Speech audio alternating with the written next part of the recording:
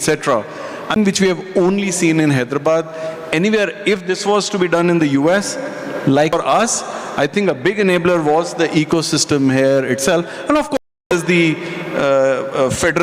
the state machinery and all those. But I would say the GCC ecosystem to provide in terms of innovations, right? Yeah. So you are showing the innovations to your parent. We used to be hit was, okay, the cost advantage is there, but then you take double R with, that's where, kind of advantage of GCC. Talent availability is there, and the team is very innovative. They are coming out with innovative solutions. All these things will add up for the growth of GCCs. No. And look at what your customers require. All of you looking at talent as an enabler, the ecosystem as an enabler. I'm curious, a little question on, when you talk of enabler, how are you seeing sponsorship from your parent and Unlock? How do you see sponsorship, the empowerment? Just a very quick response. I'm conscious of time. So. Okay. And most leaders at a similar level recognize that. Yeah, okay. Job losses are very big thing for people Okay. in the US and abroad. So that's it, and we agree with that, and we mean that. Inauguration, he asked me a very point-blank question: what do you need from me to be successful in this role? Yeah. And I just said, at the time of inauguration, and he brought his entire leadership force sitting here in Hyderabad, and he hired one of his direct reports. Unless you get the right sponsors. I mean, these were the two prime examples on our Super. side. And my only reason to bring it up is, again, maybe on behalf of the, what are the headwinds that come in your way of actually unlocking value as a... One is more external and a little bit more tactical competition.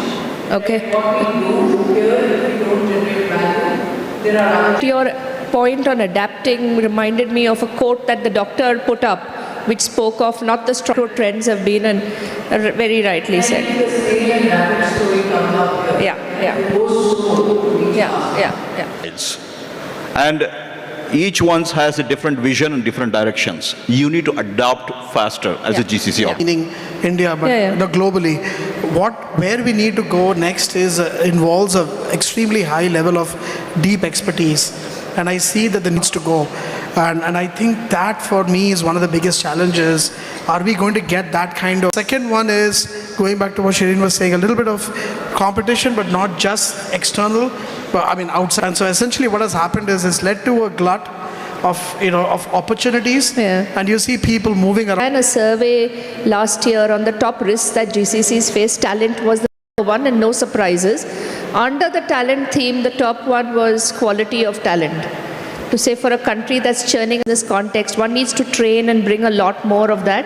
And the second piece you touched upon is, right next to their competitor. I mean, when you look at location, where are the others? And that's how you have this. And is really key. correct, absolutely. Yeah, for the business. I think on the second side, we are creating the market in the media tech space here, and really creating a new space where you can come and directly work for us. So clearly on our Is a pillar, I think says a lot in terms of what it's going to mean in years of young potential GCCs. Maybe, I'm not sure what we have in the audience, but I'm sure we do.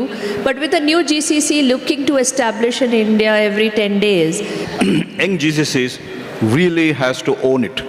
You have to take the ownership. Yeah. I'm telling you again,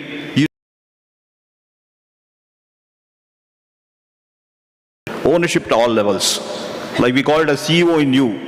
Every consultant should behave like a CEO in you and drive the productivity. What is it that drives their success? Yeah. And delivering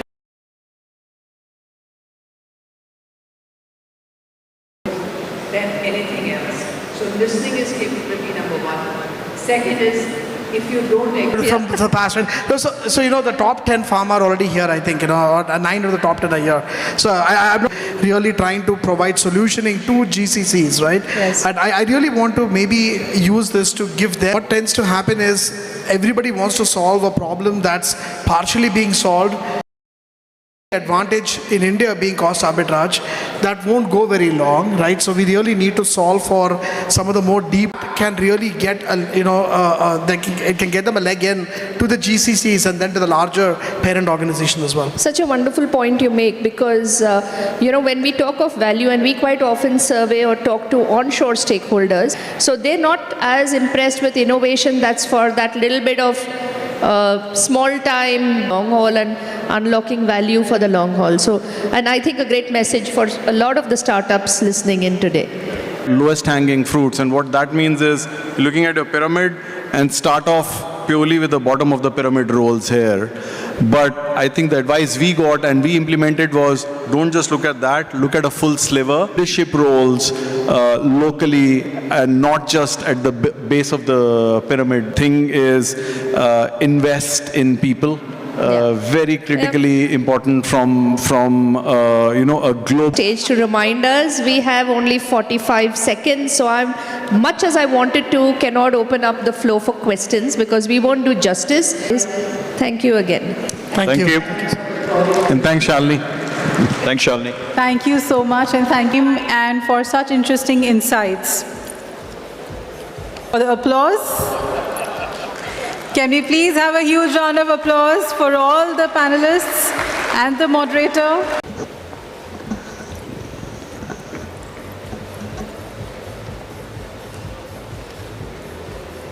For your time. Thank you. And we move to our next session, which is a fireside chat on access to impact. Chandra, he's also a strategic advisor to Government of India regulators, CEOs, CXOs, industry associations, and conglomerates. He's authored 2 books, and to his credit has 8 patents and trade secrets. And may I now invite the panelists, Mr. Jayesh Ranjan, new investments, identifying opportunities for utilizing IT in various government projects. Shailesh Kumar, Chief Data Scientist, Center of Excellence, AIMLGO. He is Program Mentor for AIDS program. Paul brings depth to the conversation on leveraging tech education for digital governance and industry. Chandra.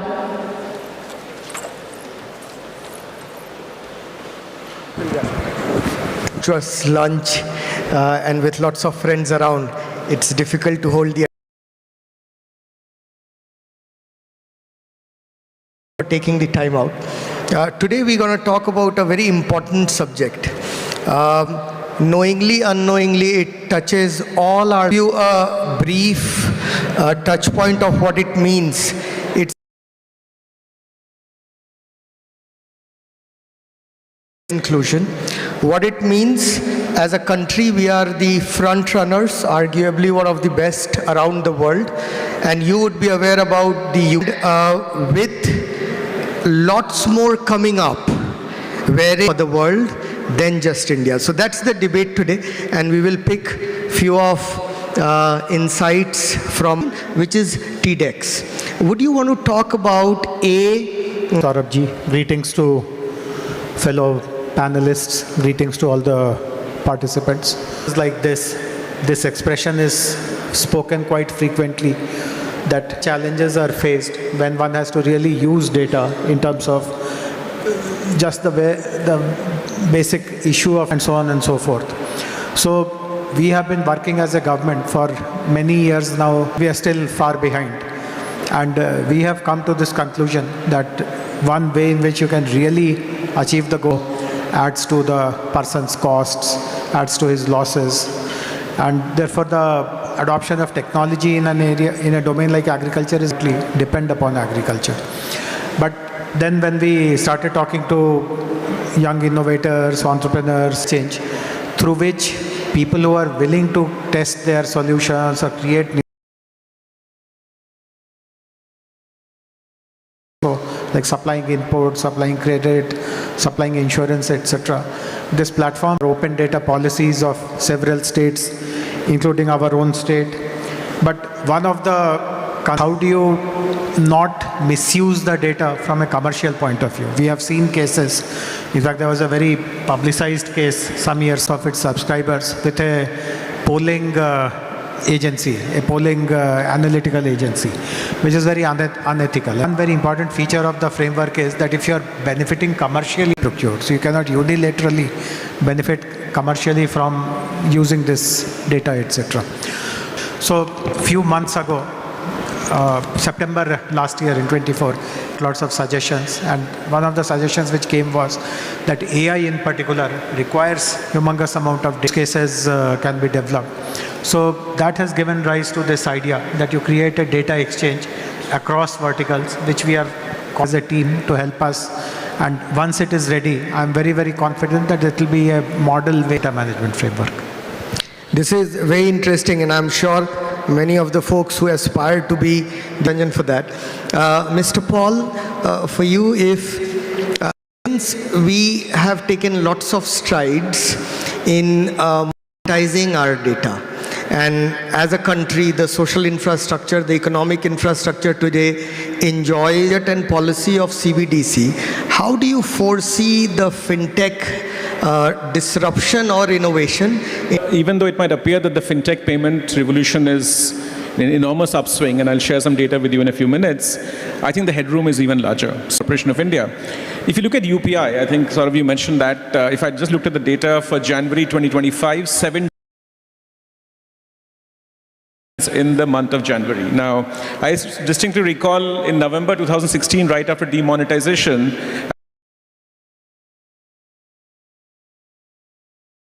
jumping for joy for having touched 1 million with an M, demonetization. So from 1 million to a month to 17 billion UPI to 1 billion a day, which is probably not more than 12 to 18 months away.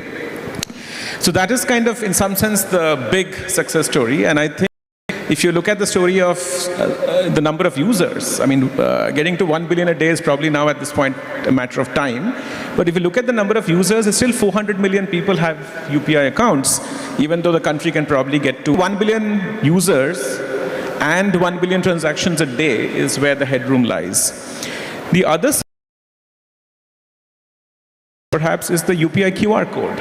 This country has been trying to get financial inclusion for small and micro merchants for 50 years or 75 years since independence. And up until maybe 20, 25 years ago, the banks would get beaten up by Ministry of Finance and RBI for not being able to get more than 5 million POS machines out into the hand of merchants. But today we have close to 50 million QR code merchants.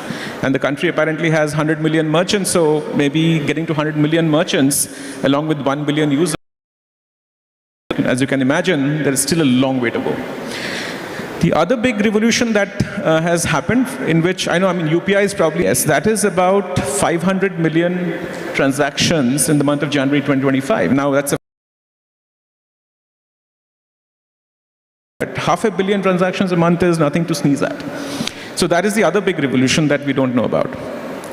The third part, which I think we should all on in the fintech space, and there's a lot more to come, right? So I don't want to get into too much detail in the opening comments, but to your point about where does CBDC take us, I think that's a whole different.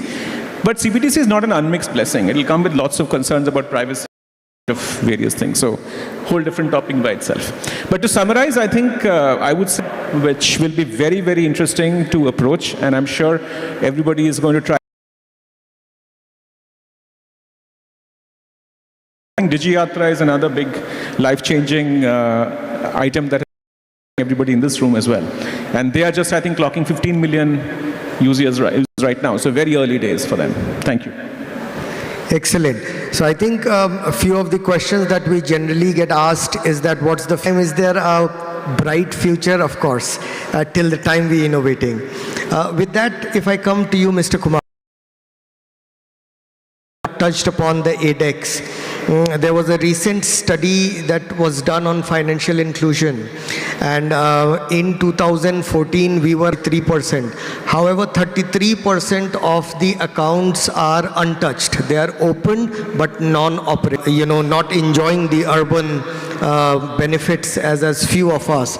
So for that particular mass, if I touch upon what 5 possibilities that can actually bring them closer to economic export and import on various of the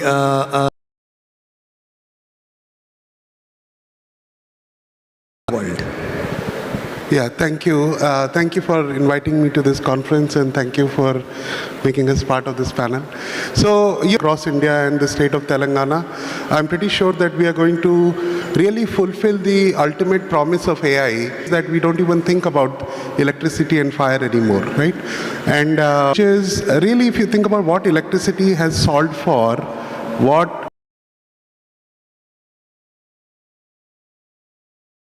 those are the infrastructures that are running the country, and those infrastructures have really solved for such like, the data layer that we are building. Today, data is not interoperable. AI is not interoperable. The output of one AI model doesn't go easily into another model. And the end-to-end from governments and in my role is to think about operating systems for different verticals, or an education operating system or a smart city operating system. And often as data scientists, we think in terms of structures like electricity and railways and other things, where we planned at a massive scale, not just in terms of use cases and individual components, but for me there are four very important on a physical paper, and that is physical data. And if you do the math, the number of mindset with which we need four infrastructures. One is the data infrastructure, and we have people in this room who are consumers of AI and people in this room who are producers of AI. But we don't have a marketplace to go to. Physical infrastructures I'm proposing is AI marketplace for India. The other app to get an advisory, another app to order fertilizer. His life is. And I think, today if you look at your phones, we are carrying hundreds of apps, and the era of super apps is coming, and is going to be a very big jump from where we are today. And the last one is obviously the super app and the AI marketplace. They will really take us to the next level. Thank you. This is very insightful, and in fact, I'm picking up this whole marketplace of certainly add value to our nation. Mr. Ranjan, building on that, one of very important subjects for us as well as for the world is healthcare. And with wherein all entities from hospital to insurers to consumers coming forecast 5 years from now can help states and governments. Saurabh ji, so the thing is, today is 11 to do precisely that. So I won't like to kind of pre-disclose Shailesh ji about the 1/4 of the population which is away, the usage is only. What is happening with the remaining 23%. So I'll speak a little about that, but then I'll give you some short answer to the health. Anyone who is getting left out, obviously is a matter of great as the digital divide, the concept of, or the phenomena of digital divide. And the ES, which have become so ubiquitous now, they all kind of became very prominent when it became imperative on us also to start motivating people, particularly the working class people. But we also received lots of pushback at that time. In fact, the penetration of payment wallets, which are common now. In fact, as a government, we ourselves had introduced a payment instrument which is called popular. Now it is pretty stable, but it took a while to become acceptable. One of the reasons for come in popular media and television about scams, frauds. In fact, a very popular scam going on is all kinds of questions. And then in that flow, he will ask your password also. And then after a while, you'll realize that everything from your account is gone of digital tools, fintech tools and others. So this is again something in which the government obviously has to take the main responsibility, generation kind of users, and we need to make the digital world, this entire world of DPIs, BT, then hopefully you will bridge digital divide, because all these do attempt to solve real lives, but unless you make them foolproof, easy to use, and give the users this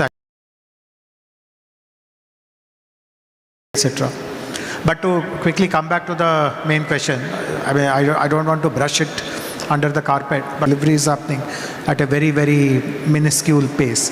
And some of us in the States feel that we have the wherewithal to accelerate through multiple sessions and interactions. And our recent meeting with them in Davos, it has been agreed upon that WEF can be fast-tracked, can actually start producing. So you gave insurance as an example, which is a good example, but various other things also. How do you maintain health records? How do you make the health records accessible to any healthcare segment of the population? If your analytics show that this public health related decisions based on that. So, I mean, if you are around, better is starting here in Hyderabad. This is fantastic, and I think need of the hour. We certain now many companies are trying to innovate in the country, but I think one important takeaway 25th, 26th is start looking forward to it. That's the next area of growth for all of us. With that, important topic of cyber frauds and the digital crimes. With going towards machines, and there is very little that happens in terms of protecting those machines. It's more about developing those machines. So for you,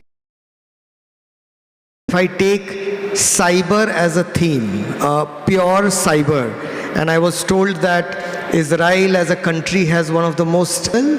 How do you see 5 emerging trends that if we incubate or execute? Multi-layered cybersecurity approach, right? So I think being in a digital problems for CIOs, and what the hackers do now is they pretend like a normal user gets hacked, and obviously hacks are happening all the time. We are only hearing about the ones that have happened, not hearing about the ones that have been problem. We all know that once somebody takes away your account, very quickly, within a minute or two, lots of transactions happen. I think one of the layers that UPI and others have to think through is and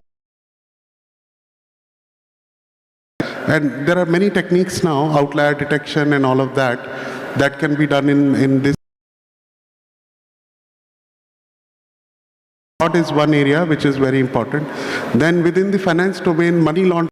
Very big area. Today we see a lot of illegal money transfers happening with tax code, and people are innovating new ways to figure out how to break that, right? So I think with and a lot of AI algorithms, it is possible to catch, flow of money and all that. So I think there are many areas will emerge where we won't be able to sustain that. In the beginning, we'll see a lot of problems with quantum, crypto and I think this is something that should be constantly on our mind. It's not like we can lower our guard. Then there are other areas, regulatory frameworks are coming to take care of those kind of things also. Then the fairness and bias issues and privilege is already done. This is what happened with the nuclear energy, for example. Once we destroyed the 2 cities, we came up with non-proliferation treaty. Make sure we anticipate the misuses of AI. That is another kind of threat that we have to area, and we should look at it from all angles. No, very interesting, and you touched upon a very important point, which is data misuse and the Privacy Act, which is a part of it. As a country and nation, there is one emerging trend wherein we could be from your vantage point. Sure. I think this is a very detailed and compliance over safety. So the history of technology is that people will buy into convenience, surrender. Technology brings with us great convenience. Humans love convenience, and in the process, we lose data, we lose information, we become vulnerable to technology-based attacks. So in some sense, these problems come from yesterday's solutions. So if you've done something well in the past, it's probably creates some problems that you have to solve today. Right? We'll have to learn to protect ourselves. We need more education, we need more training, and of course we need great technology to protect this from us. I'll give an example of how much effort is being put in the digital payment space in this area. Right? As of all of you know, digital UPI fraud and money has moved out of their account, and and now we see digital arrests. So there's a whole bunch of things. There is send and collect. Now send transactions are still okay, but collect transactions are deadly. I mean, that's where elderly people are falling prey to a lot of the problem that we have, which is to say that if you provide a very, very tight control, a lot of valid transactions will get stopped it off at a very high threshold. We'll all get annoyed and stop using UPI because we want the convenience of, by and large assured transactions. So you can't set a threshold of very high that says that, flag everything that looks remotely suspicious. Amber is not good enough. It has to be red before you stop it, otherwise you kill UX, right? But on the other side, if you set the bar very low, a lot of fraudulent transactions will go through and then we lose faith in UPI again. So either it's a user experience problem or it's a security problem or a safety problem. Getting this right between these two extremes, titrating, is a very difficult position. And you can imagine that no human intervention will work. 1 billion transactions a day, even if 0.1% of them are actually fraudulent, that's 1 million transactions. No human system can possibly handle 1 million transactions. So it has to be technology assisted enabled. And AI is again playing a role in. There are teams of people working on these problems, and I'm just taking one example. Right? The same thing will happen. Imagine when we have AI-based voiceover. I think going to be unleashing. I think even Jayesh talked about this. That when you enable vernacular languages on UPI, what will happen is that we'll just get a huge scale. We want DPI. We have to pay the price in terms of education, in terms of technology.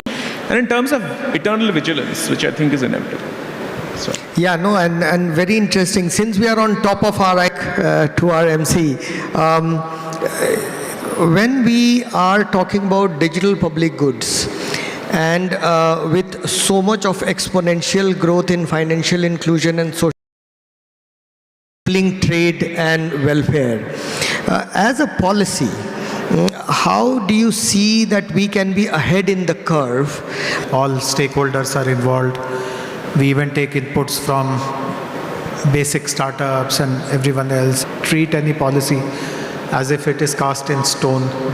Advancement of knowledge is happening all around us. So therefore, not that we have ditched that, but we have supplemented it by creating. Driving via Hyderabad and rest of Telangana for India, for the world, and every technology as it is a mindset. And if I look at the potential of AI to healthcare, agriculture, education were born post-AI era, what would they look like? Years old system, we will not create a disruptive solution. With that, I just want to... Your seats in the audience, I would request you to please remain here. And may I... Thank you so much for your time and thank you today. In the hall G3 and G4, we have a panel discussion on sustainable systems and green. So those of you who and Qubit's role in AI.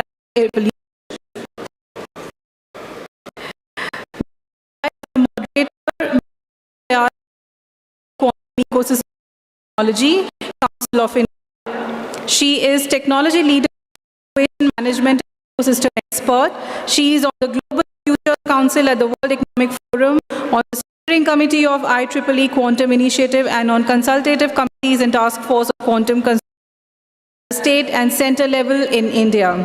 Please give a huge round of applause and let's welcome Ms. Reena Dayal.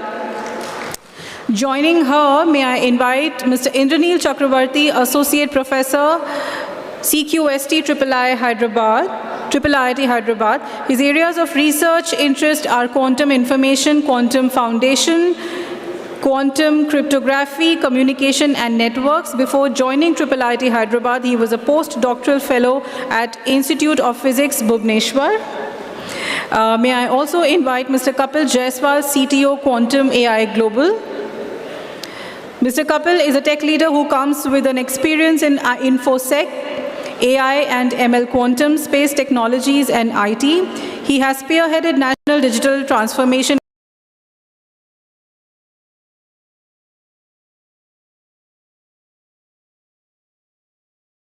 data centers. And I would now like to invite Mr. Sambit Sahu, VP Silicon Design, Trim, to please join us on stage. He's a leading silicon products focusing on AI, automotive and edge. Previously, he has worked with Intel, Qualcomm, Sun Microsystems, among other organizations. For edge AI client products worth $7 billion revenue per year. He has also been the site lead of Qualcomm Design Center in India. Over to you. Thank you. So a bit before looking at what the next panel was, and I was wondering whether it was because it was quantum. How many of you have heard of quantum and understand to some level the kind of impact it's going to make in the industry? That's a very small number. Around 7 or 8 people have put up their hands. How many hands? What about the rest? So how many people have some idea of what quantum is? Raise your hands, please.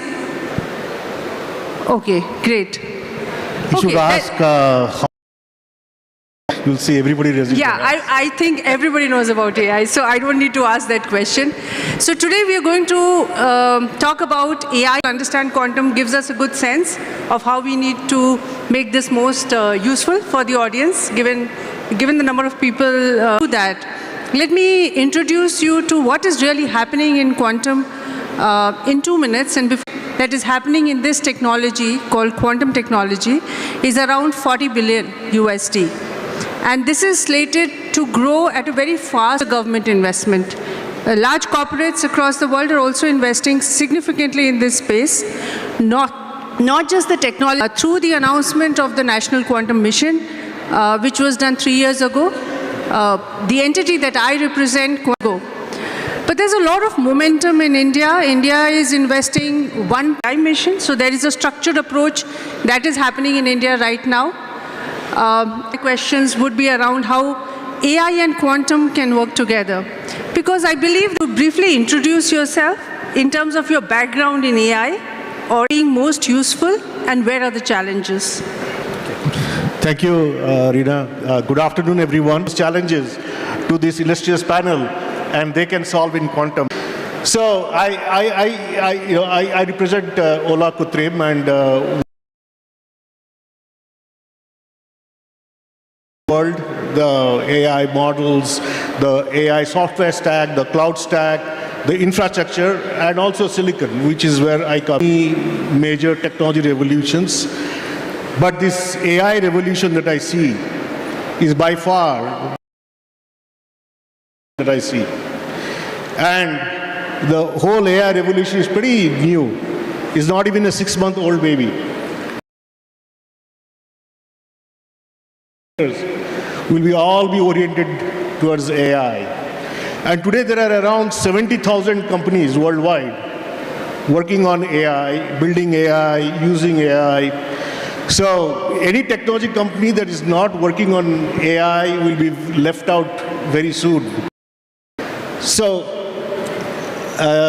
in terms of AI value, to add around $7 trillion, 7 trillion, trillion as a T, to the overall GDP. And in India also, we expect at least a $500 billion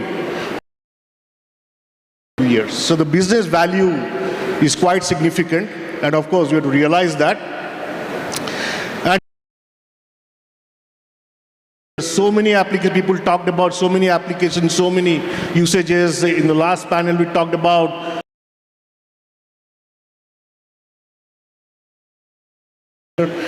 so you can start from anywhere from intelligent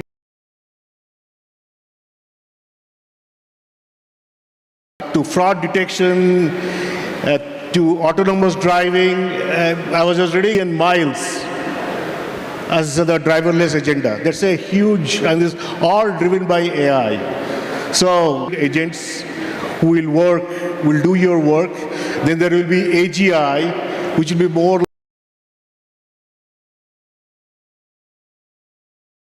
in AI as we speak. And in terms of challenges, new field, very fast evolving field. The challenges are also evolving. I'll tell you what are the challenges that I face today. So this AI infrastructure is extremely expensive. High-end AI chip costs around $70,000. That is very, very expensive. On the carbon emission, the AI data centers in the world today, they consume the energy that is. The third challenge I see is that the AI largely is now in the data center in the cloud. A lot of work happening in edge AI. Apart from this, there are a lot of other problems, but we are in a good state because together we'll have to solve all these problems. Thank you. So what I understand is that, Kapil, over to you. Please do introduce yourself briefly in terms of your role in AI. And then can you go through these challenges and tell us if there are certain ways that quantum can help solve some of the challenges, if not all? Moved out, and I'm a CTO with a company called Quantum AI Global. My previous role was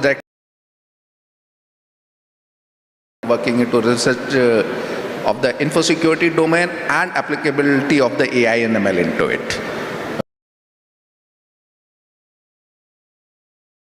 Rina is asking me to address, where does the quantum can the human beings with all this power available to us actually know? I'll tell you a very simple problem. If I am a company who is running 100 marketing executive or business development for that, even with the best of the supercomputers today, that problem cannot be solved, and that is still an unsolved problem. All of us are doing the solving problems suboptimally. Similarly, say a few days back in the US, suddenly the ticketing systems all over the country went bad. As a well-oiled machine, the complete ecosystem of also cannot be solved with today's supercomputers. So, class of problems which requires the computation powers beyond the capability of the supercomputers today. Okay. Now, look at the quantum progression. And all of us in our lifetime have seen this progression in certain, and they were working fine till the time GPUs came up and we realized GPUs can do a lot of more things. It can parallelize the next level of natural progression in the same direction. We will have, it may not come down to our end devices so early, next 10 years or so.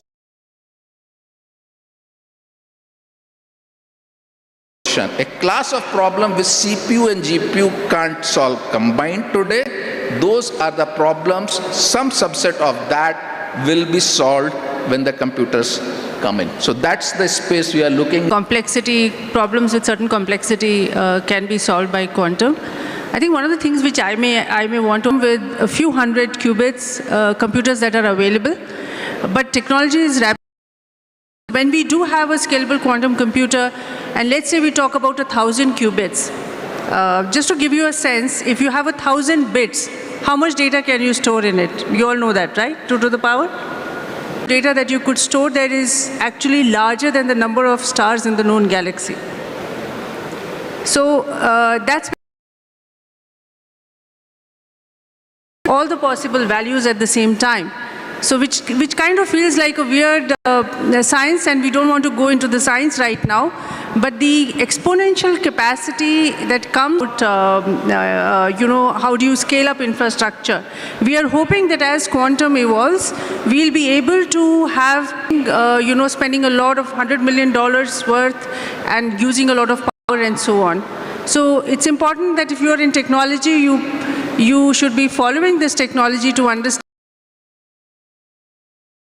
forward, and when do you need to start that journey. Now coming back to the fact that quantum is closely tied to the science and the evolution in scientific research that is happening. So with that context, Professor Indranil, if you can run us out of that space. Thank you, Rina, and thank you, Kapil and Rina, for giving a brief that we are going to get over quantum. So I'm really thankful that Hysea had organized this kind of a meeting, and also we are having these topics like AI and quantum, and I it's one of the most relevant topic that we should discuss. And we have people from AI, we have Sambitji from AI, and there are sir together. So I will give you a little bit of idea how things are on the AI and the quantum side.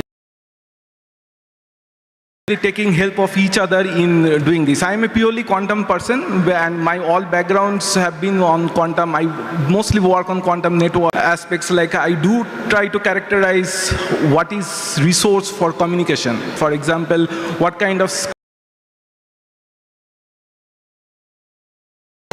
I also work in the area of quantum secret sharing of quantum cryptography aspect. So one thing what Rina has said is very fundamentally true, that quantum has revolutionized the process information, because we are leveraging out the notion of 0-1 bits to a superposition of kind of states which will capture so much of information at a time. So the research that is happening in quantum in various directions, how AI is interfacing with quantum is AI for quantum. How AI can help in a quantum process to know things more better and to give a more. For example, there are two aspects associated with it. One is a purely theoretical aspect, and another is a purely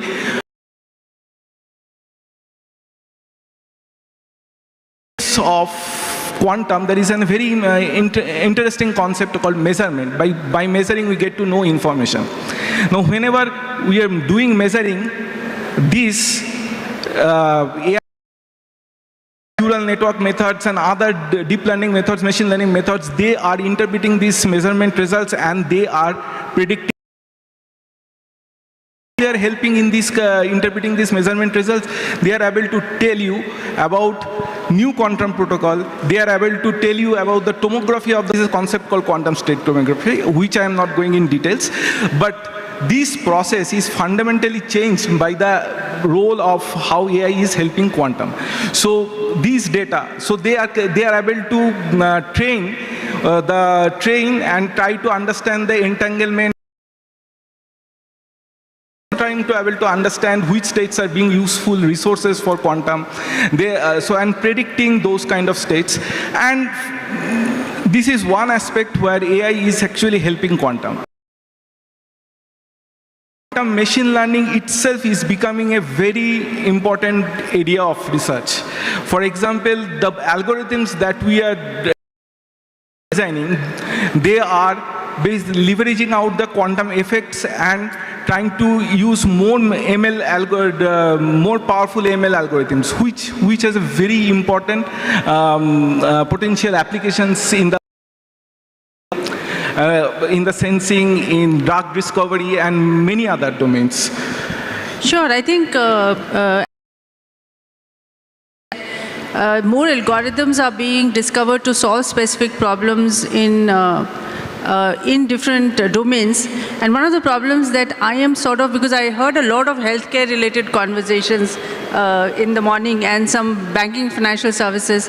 So one use case that I wanted to share is that when it comes to discovery, and this is one of the more potent use cases for quantum and AI working together. We talk about the cycle time that it takes to get a drug to the market. Time that is spent in clinical trials, but before that there is time spent on identifying the right molecule for the drug, and which takes a fair amount of patients. It is possible to actually simulate molecules and understand the impact that they are likely to make along on certain molecules which are supposed to be more relevant target molecules, saving all the time that is done in doing actual tests for the right candidate molecule. So I think given the audience, I thought and moving on from there, Kapil, if you can share quantum are working together and accelerating progress maybe in the banking financial services sector or the chemical. Great, yeah. Okay, so as Rita brought out, we should not look at the quantum where improvement in one accelerates the other. Whenever you want to do something on the quantum computers, you have to design a quantum circuit which takes. The work which is happening now is people are even trying to do using LLM also. Can AI help? And that quantum circuit is actually designed to solve the problem of data set generated by the AI. So this is kind of a self-propelling architecture which will quantum. So quantum can solve few classes of problem. First, as again discussed, drug discovery.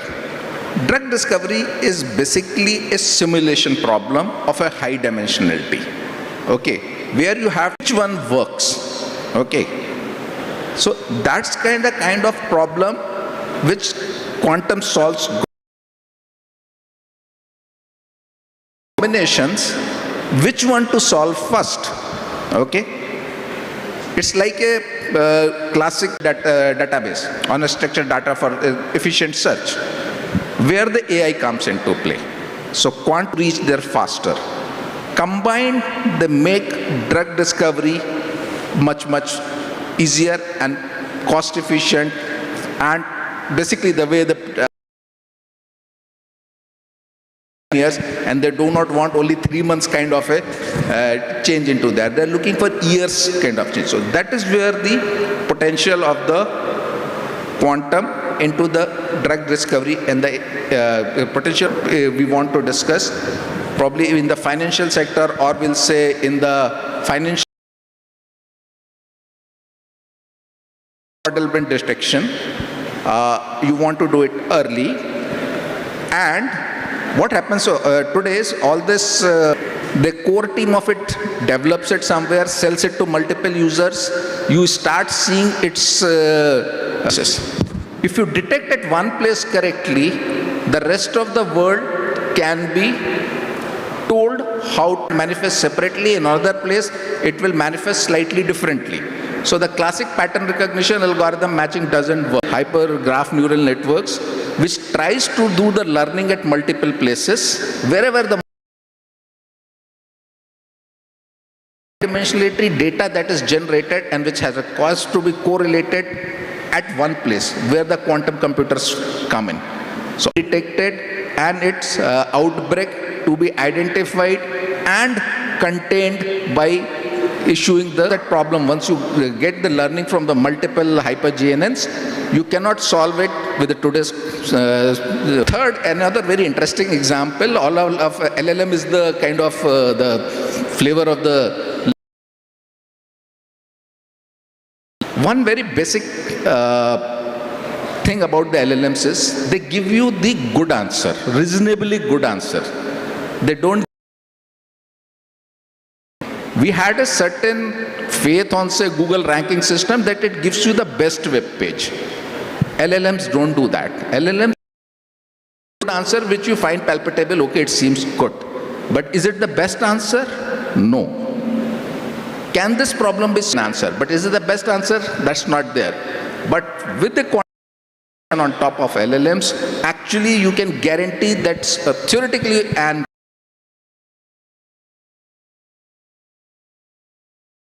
not the average one. So these are the 3-4 use cases which I think which have the future in this domain. Thank you. On the questions, and for example, Sambit, if you could tell us that we were preparing for the panel, and I heard you talk about what you want to do next. As a senior person in your company who is now looking at quantum, what is it that many people in the audience, what is it that you would want, and what would you be looking for? So, I think the big problem that we solve, we have to really solve the cost problem. Okay? And DeepSeek has already shown that the cost problems can get better. And the overall AI cost problem, we can't look at it one-dimensional. It has to be looked at multi-dimensional. You know, the hardware, the software, the algorithms, the technologies, the data center, everything has to be looked. In the past, there was like CPU and general purpose computing. And so similarly, whatever problems we are facing in AI in terms of cost, power,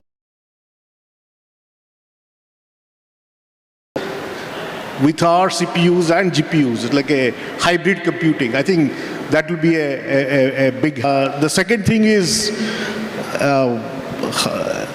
how do we build the next generation data centers? In security, privacy, cooling technologies, everything. So, cost price at the right amount of sustainability. I think that will be a huge benefit. Right. I think the way I center, especially from the security perspective. So the first part where you talked about like FPGA-based quantum devices, which are combined with HPC to actually give you also doing certain computations in the FPGA itself, which are quantum computations. So that creates an environment which is in a few places across the world. And there are conversations happening in India. CDAC is actually working, working towards a similar solution. Since you're in Bangalore, an opportunity is there to partner with them. I would love to try it out, and this could be the great aha moment that we can create out of India of how we marry AI and quantum to solve centers and looking at additional solutions which can give you cost optimized and more accelerated performance, then you should be looking at hybrid solutions. So there's an opportunity to partner on that front. Now coming to the second part, which is a very there was a mention about cybersecurity will be impacted by quantum because that is going to happen. So I'm going to first request Professor Indranil, because he's been working in that space. So yeah, in the last panel, it was true that one of the major threat is quantum. So one thing is that, for example, if you have this RSA crypto systems, if you have a quantum computer, it can at least theoretically it is possible to break that. There are a couple of challenges associated with the introduction of quantum in the quantum processor system. And I would like to add 2-3 points. One is this, how to overcome this challenge. Researches that are going out on post-quantum cryptography. So post-quantum cryptography is a kind of a solution where they try to circumvent these quantum attacks. So this is one way to address the solution. You make an entirely quantum crypto system. So a quantum crypto system is something fundamentally key-based crypto systems or other ADS or DS. So it is not a mathematical problem, and we have a very strong function to protect your input. But in quantum cryptography, it is not a mathematical problem, it's a physical problem. The systems will collapse if you try to interpret the message. The system will collapse. So one way to circumvent this, because of you are now having quantum processor at your hand and you can have access to this crypto system, is to. And I just want to, before passing on the mic to Kapil, I just want to add what Shambit was asking. One point that struck my mind is that whatever the protocols right now running, what Rina had mentioned, whatever, they are all hybrids.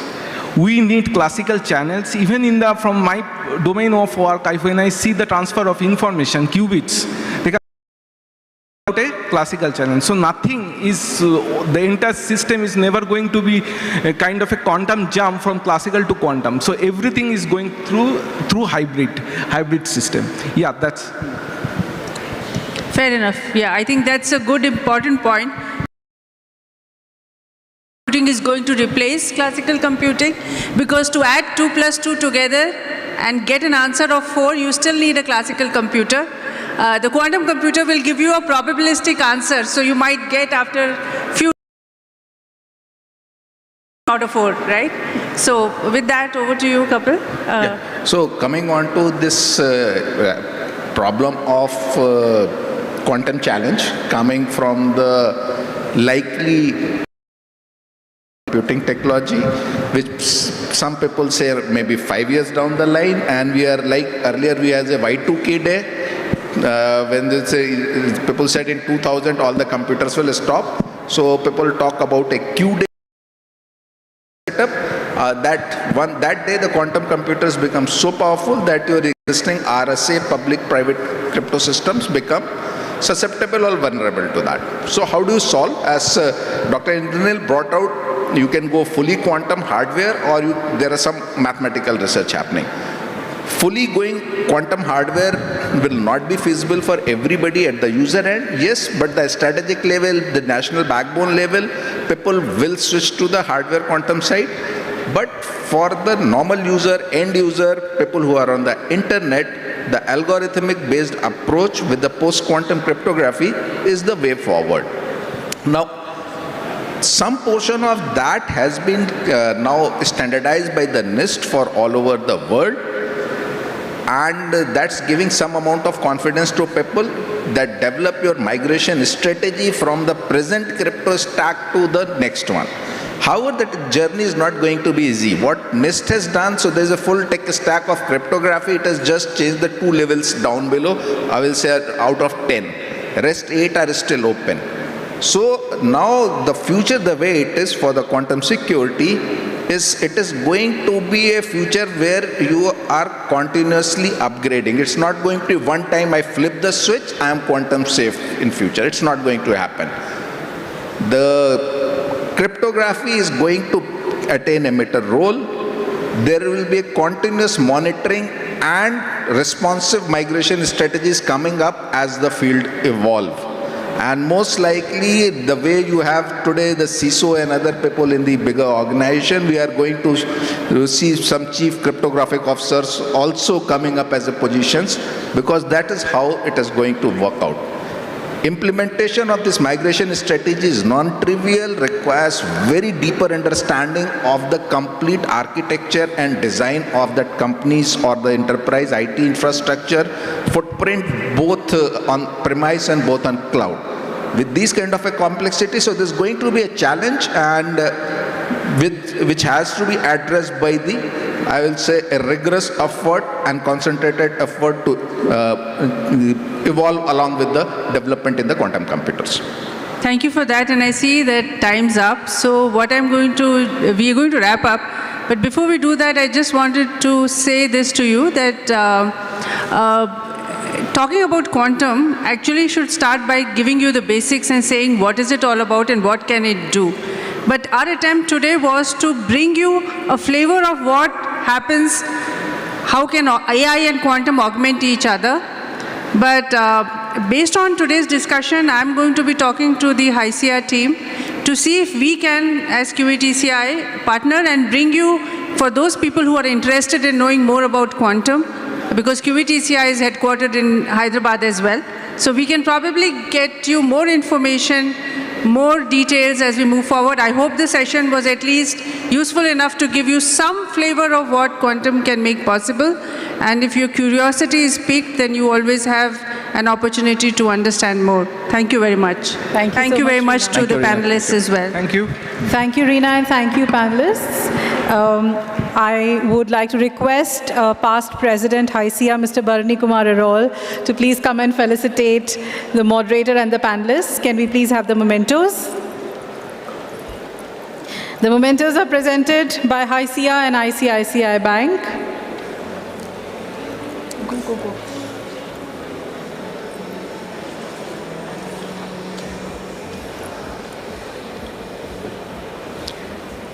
Thank you so much for being with us here today, sir. Can we please have some huge round of applause for the panelists?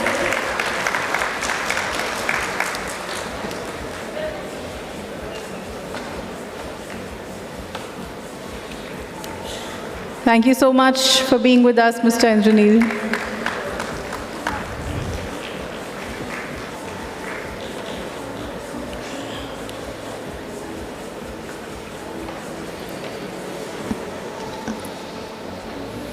Thank you, Mr. Jaiswal, for joining us today. Can we have some huge round of applause? Thank you.